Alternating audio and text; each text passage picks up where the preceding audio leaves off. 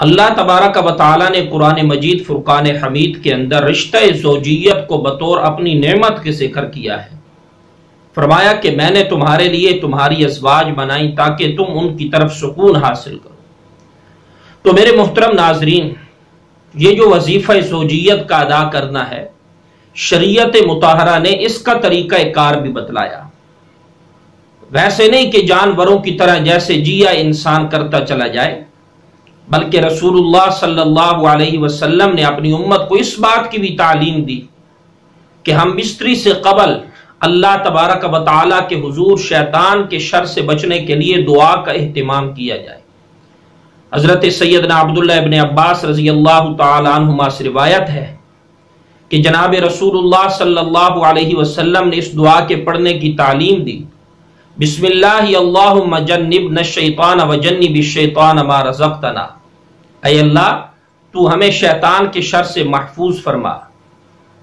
اور جو تو ہمیں اولاد عطا کرے اسے بھی شیطان کے شر سے محفوظ فرما۔ امام الانبیاء صلی اللہ علیہ وسلم ارشاد فرماتے ہیں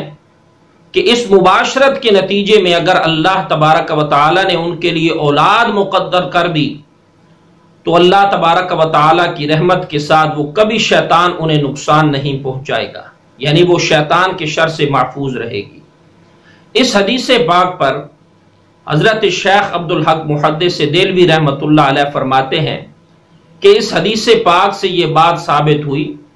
کہ انسان اللہ کی یاد سے غافل ہو کر وظیفہ زوجیت کو ادا نہ کرے۔ اگر انسان اللہ کی یاد سے غافل ہو کر اور اس طرح کے کلمات پڑھنے سے غافل ہو کر وظیفہ زوجیت کو اگر ادا کرتا ہے تو انسان کی اولاد کبھی بھی شیطان کے شر سے محفوظ نہیں رہ سکے گی۔ اور پھر یہاں تک بات ارشاد فرمائی کہ آج جو نسلوں کے اندر بگاڑ آتا چلا جا رہا ہے اس کی بڑی وجہ یہی ہو سکتی ہے کہ والدین وظیفہ زوجیت ادا کرتے وقت اللہ کی یاد سے غافل اور بے خبر رہتے ہیں۔ تو یہ پہلی ہدایت دی گئی کہ انسان اپنا یہ وظیفہ ادا کرنے سے پہلے اللہ تبارک و تعالی کی حضور دعا کا اہتمام کرے۔ اسی طریقے سے امام الانبیاء صلی اللہ علیہ وسلم نے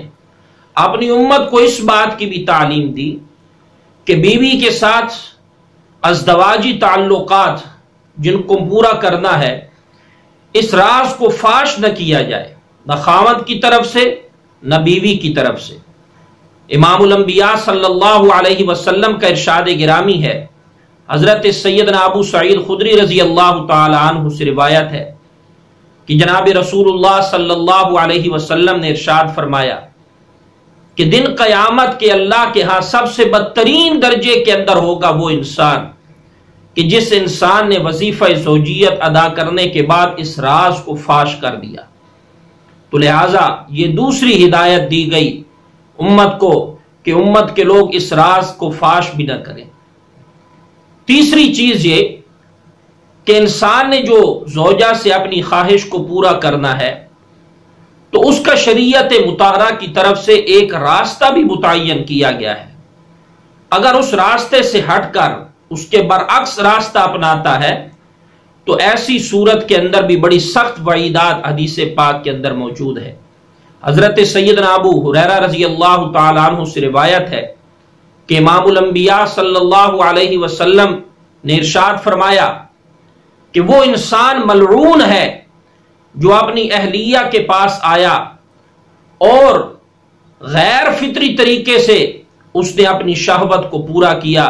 ایسا انسان اللہ کی رحمت سے دور ہے، ملعون ہے، پھٹکارا ہوا ہے۔ تو یہ کتنی سخت وعید ہے۔ اسی طریقے سے حضرت ابن عباس رضی اللہ تعالی عنہما سے روایت ہے کہ امام الانبیاء صلی اللہ علیہ وسلم نے ارشاد فرمایا، لا ينظر اللہ الى رجل اتا رجلا او امرأة فی الدبر، کہ اس انسان کی طرف اللہ نہیں دیکھیں گے، یعنی رحمت اور شفقت والی نگاہ سے نہیں دیکھیں گے، جو انسان اپنی بیوی کے پاس آیا لیکن اللہ تبارک و تعالی کی طرف سے متعین کردہ راستہ چھوڑ کر دوسرے راستے سے آ کر فی الدبر اپنی شہوت کو پورا کیا، ایسے انسان کی طرف اللہ پاک رحمت کی نگاہ سے نہیں دیکھیں گے۔ اور اسی طریق سے اس حدیث پاک کے اندر اس بد نصیب انسان کا بھی ذکر موجود ہے کہ جو مرد کسی مرد کے پاس آ کر اپنی شہوت کو پورا کرتا ہے، یعنی قوم لوط کے اندر جو بد نصیب لوگ تھے